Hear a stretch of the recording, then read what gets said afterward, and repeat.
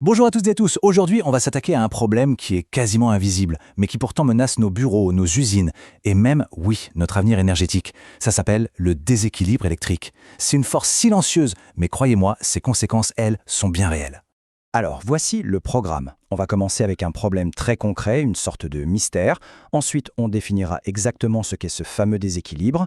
Puis on verra ses conséquences, qui sont souvent bien cachées. On explorera bien sûr les solutions pour y remédier, avant de se projeter un peu et de parler du réseau du futur. Tout commence donc par une énigme.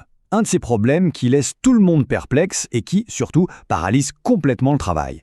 Imaginez un peu la scène, c'est du vécu, ça se passe dans un service informatique. Les lumières sont allumées, pas de souci, mais les prises de courant, elles, sont mortes. Plus rien. Évidemment impossible de travailler.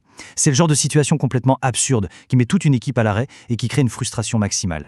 Et là, la question se pose, mais comment c'est possible? Comment une partie d'un bâtiment peut avoir du courant et l'autre non exactement au même moment?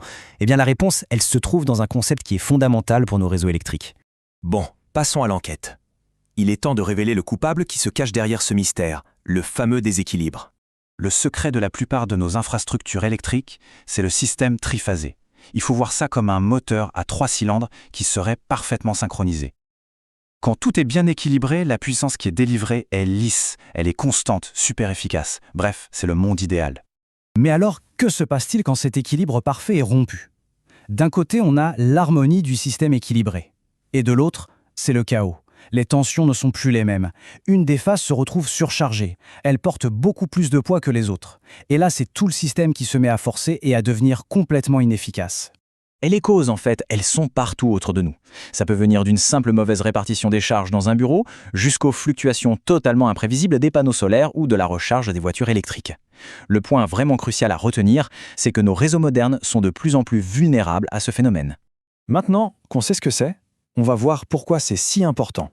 Parce qu'un petit écart, ça peut sembler anodin, mais en réalité, les effets sont dévastateurs. Ce chiffre, il vient d'une recherche d'Hydro-Québec et il fait vraiment réfléchir.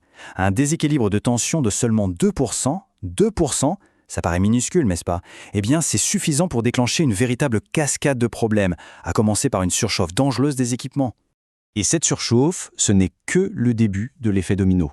Elle entraîne un vieillissement beaucoup plus rapide des composants, une grosse perte d'efficacité, et ça peut même aller, dans les cas extrêmes, jusqu'à la destruction pure et simple de l'équipement. C'est un gaspillage d'énergie colossal et une menace constante pour la fiabilité de tout ce qu'on branche dessus.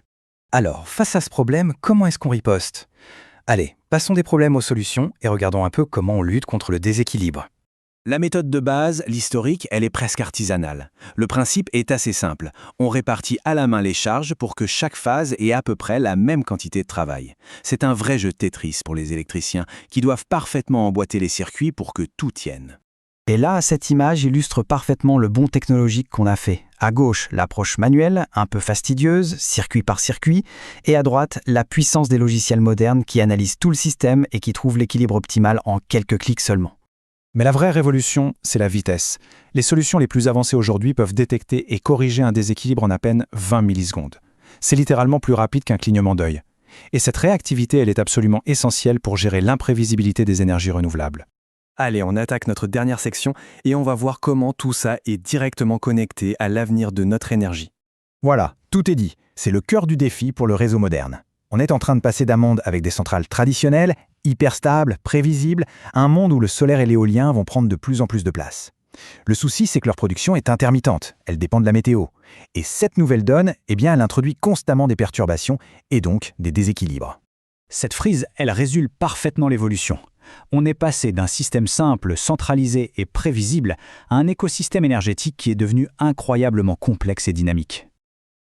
Dans ce nouveau monde, l'équilibrage, ce n'est plus une simple tâche de maintenance. Non, c'est devenu le système nerveux central qui assure la stabilité de tout notre réseau à chaque instant.